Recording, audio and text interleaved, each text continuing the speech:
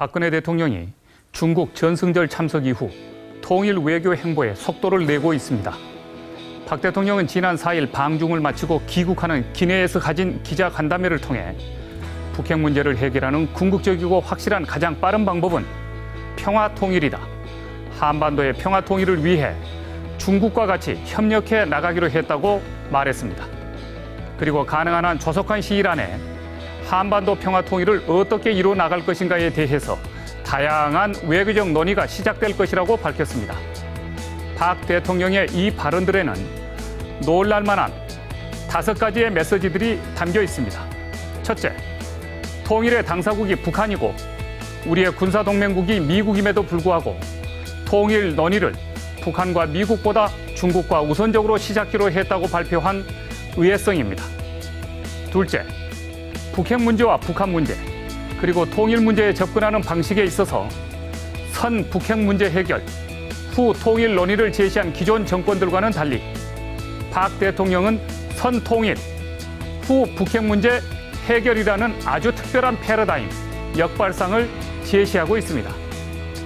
셋째, 통일 문제와 북핵 문제 해결 방식도 상대방인 북한을 직접 상대해서 단판을 짓는 정면 돌파가 아니라 주변국들에게 먼저 접근하는 선 주변국 설득, 후 북한과 논의라는 간접 방식을 택하고 있다는 점입니다. 넷째, 통일을 공개적으로 거론하면서 국제화, 공론화시키고 있다는 점입니다. 그리고 다섯째, 압박을 통한 북한과의 대화를 시도하고 있다는 점입니다. 그런데 이러한 평화 통일에 대한 박 대통령의 주장은 다음과 같은 2가지의 검증되지 않는 과도한 믿음에 근거하고 있는 것으로 생각됩니다. 하나는 북한에 대한 중국의 영향론을 과대평가하고 있다는 믿음이고, 다른 하나는 북한의 조기 붕괴론에 대한 과도한 믿음이 바로 그것인 것입니다.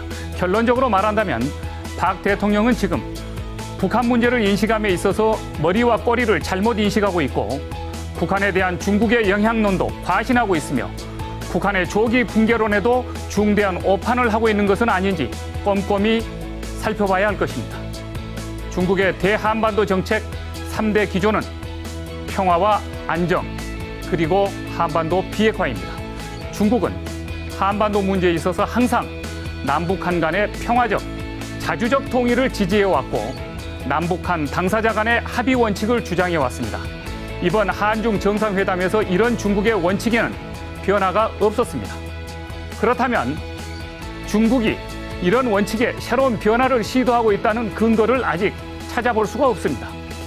따라서 중국이 한반도 평화와 안정이라는 기존의 원칙을 깨고 과연 북한을 붕괴시킬 의지와 힘을 갖고 있는 것인지, 또 북한 핵을 포기시킬 수단을 갖고 북한 문제에 적극 개입하겠다는 의지를 피력한 것인지 박 대통령은 이 문제를 심사숙고해 봐야 할 것입니다.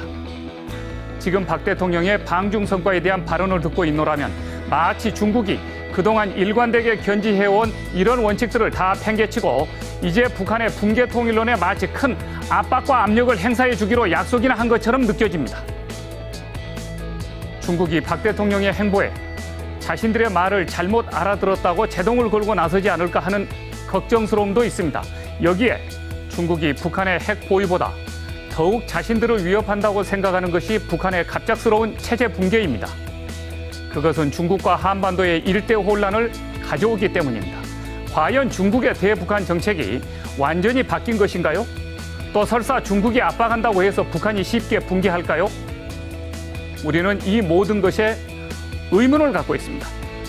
장성민의 시사탱크, 저는 내일 이 시간에 다시 찾아뵙겠습니다. 시청해 주신 여러분 대단히 고맙습니다.